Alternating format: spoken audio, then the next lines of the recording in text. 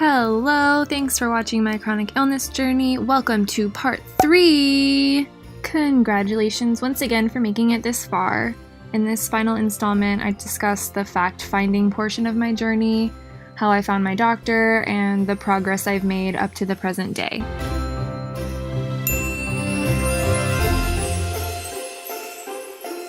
In the spring of 2014, I found a functional medicine doctor, and this is when my journey starts to pick up. He determined that I have a bunch more allergies than I ever imagined and sensitivities than I ever imagined.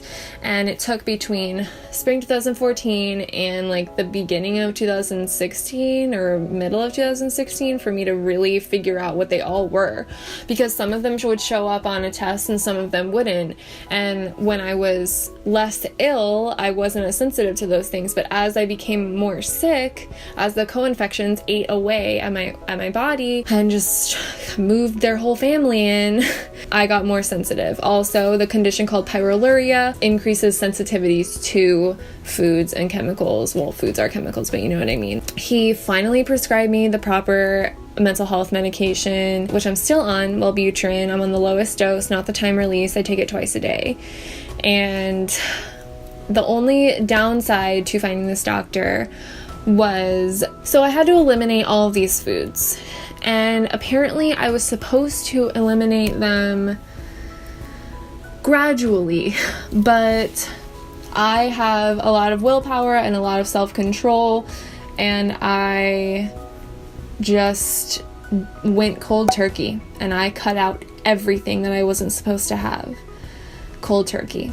My doctor explained to me that what I went to was akin to opiate withdrawals. And I was like, wow, no wonder it was so miserable. He also got me on supplements to start figuring out. We were just kind of throwing every supplement we could that we thought might help at it at this point. And that went on for a while, maybe like a year or so. I was going to therapy regularly and still. And then in spring 2014, I was supposed to walk and graduate. Number one, I didn't feel comfortable walking at graduation because I had 6 credits left, even though they said I could walk. That is when I started to begin to hit rock bottom. This was like my approach to rock bottom. Not quite there yet, but approach. I was still in denial about how ill I was and how much I hated myself and how bad of a position I put my mental health in at this point. Fall 2014, I finished physical classes at school and I moved home to Orlando, and I had, like I said, 6 credits to finish, and I finished those online at home by spring 2015. And I got my diploma in the mail and I felt nothing. And I thought that all my problems would go away if I just had this weight lifted off of me of my bachelor's and working so hard for it. And I looked at that diploma and I still felt like a failure. And I still felt like I didn't deserve it because I didn't do it the way that I wanted to do it, that it wasn't done on my terms, so I don't deserve it. That to me was like the huge indicator that my mental health wasn't going to get any better anytime soon, and that I needed more help. This is the point where I hit rock bottom. I didn't leave the house for a really long time. When I moved home from school, and so I guess like 6 months to a year, I didn't leave the house. I knew that it was time to look into a full-time service dog. And I looked at a lot of places that have programs, but programs wouldn't accommodate me because of the complexity of my illnesses. And at this time I was only looking for a PSD. PSD is psychiatric service dog. I wasn't looking for a medical alert dog because I didn't realize I didn't understand the extent of my physical illnesses quite yet. My functional medicine doctor still says to me, okay, so you're still like having a really hard time, and there's like no reason why you should be having a hard time right now. And this is spring 2015. He sends me to a co-infection specialist that's local. This guy is a GP that says he specializes in Lyme and CFS. Well, they ran a bunch of tests and they figured out that I have Lyme and Epstein-Barr virus. I was put on a medication called Valtrex, and it's an antiviral medication that made me miserable I was living on the bathroom floor puking. I thought that that's just how it was supposed to be, and newsflash, it ain't. Like, basically, he was over-prescribing me medication because my body was so weak from being ravaged by the co-infections since I was 11 that I couldn't handle the treatment because it was too far gone. I was also put on steroids, and I was also treated like a mental patient. When I went in there, I was treated like I was exaggerating, and I would go in there and I would cry because I was feeling so ill. He wouldn't even look at me in the face. He would just look down at his thing, at his clipboard, and say nothing to me, and just look at me like I was stupid when I would ask him questions. That to me is just absolutely unacceptable. It just makes me angry that this is the norm for a lot of people, is that they go to the doctor and they're nasty to them. They also took some other tests and they were all inconclusive. They would repeat the tests and they would still be inconclusive, so they were just like, sorry, can't help you. Basically, here's some more steroids, here's some more stimulants, here's some more antivirals. And it was the worst. The silver lining of this part is that it allowed me to get a baseline for other treatments in other places. And my mental health at this point was still worsening.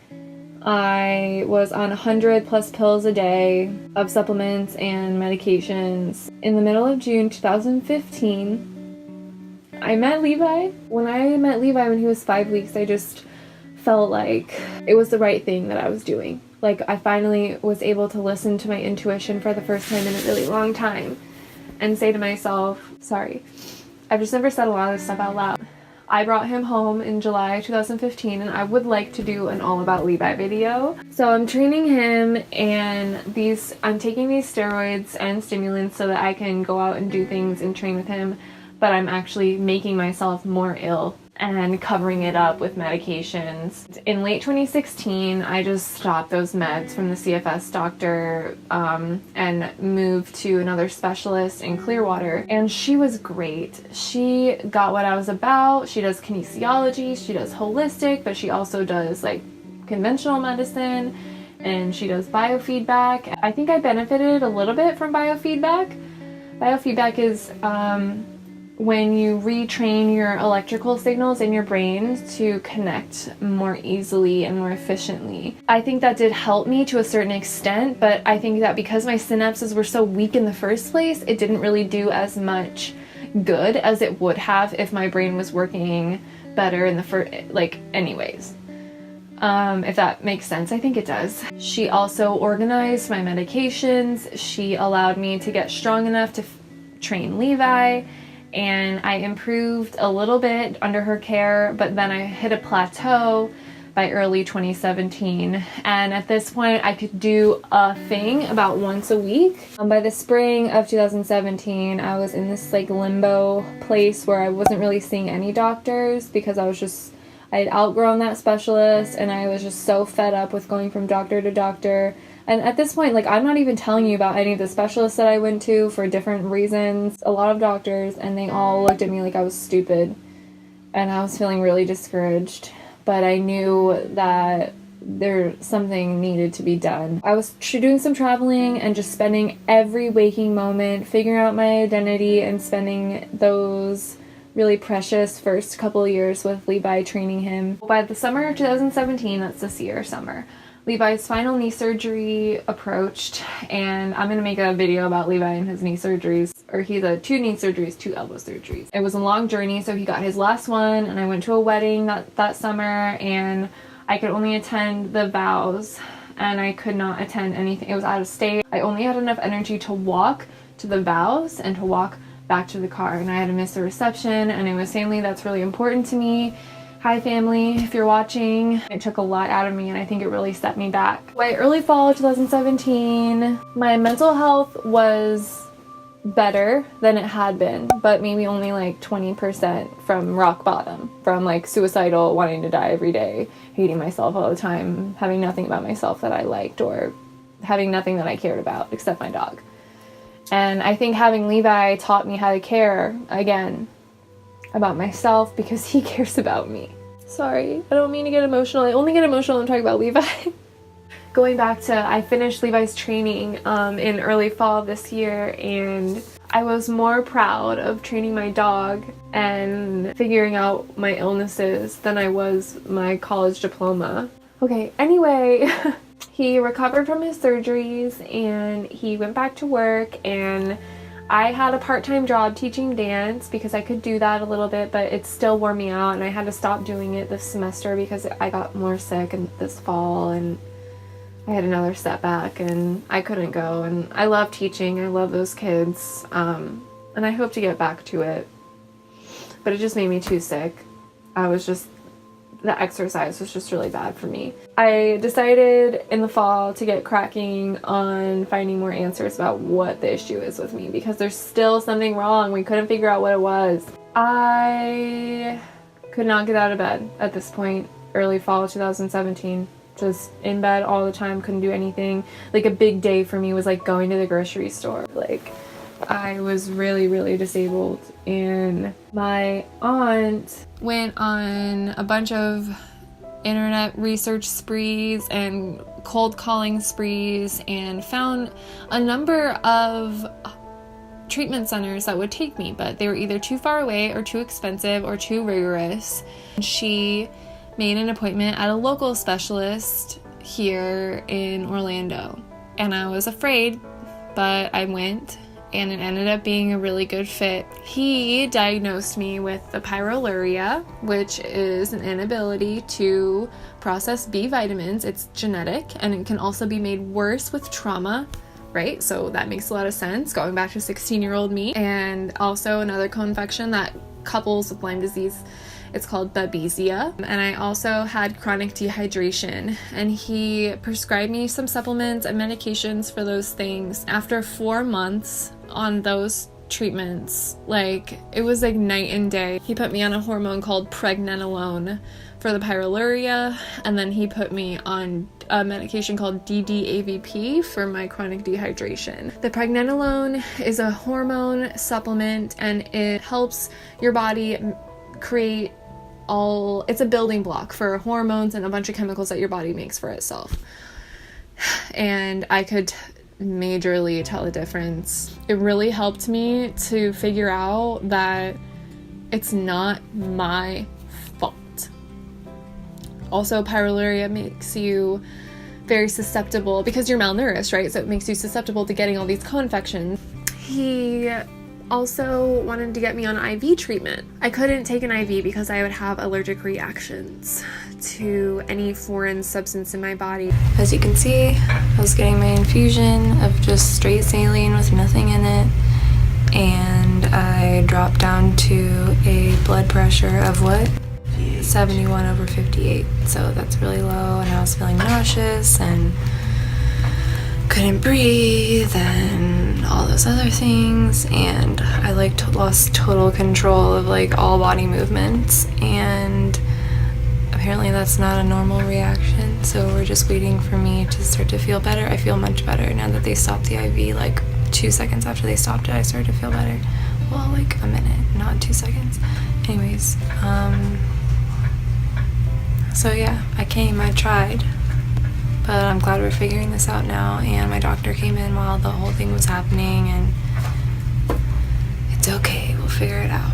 I mean, it got to the point, while I was first seeing him, where I could not eat anything or ingest anything without having an allergic reaction. When I have an allergic reaction, I get inflammation in my brain, which makes my mental health a million times worse. So they're connected to each other in a very real way.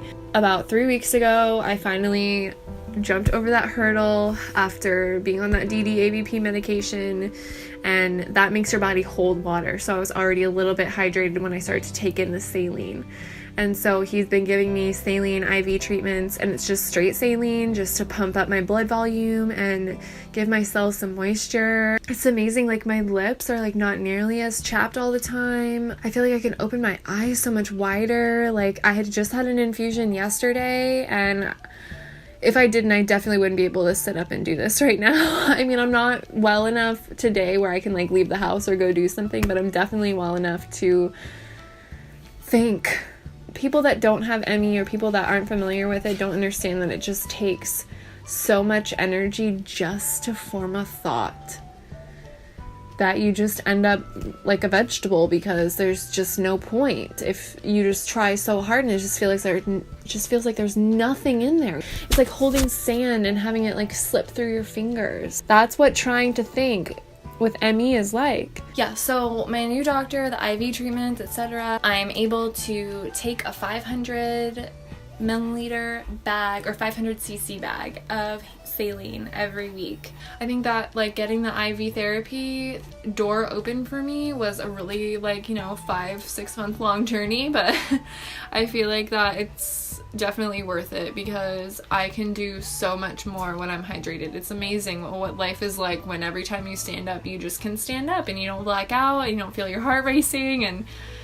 my brain just feels like lubricated. Like I don't know how to explain it. I'm so excited that my doctor like gets it, and that I'm not out of his league, and I'm not outgrowing him, and that he's figured it out. I hope this wasn't too long. That's my in a nutshell version of my chronic illness journey. Thanks for watching Vlogmas, and I will see ya tomorrow. Come up here.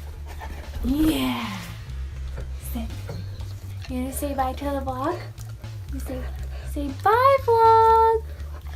Say I'll see you next time.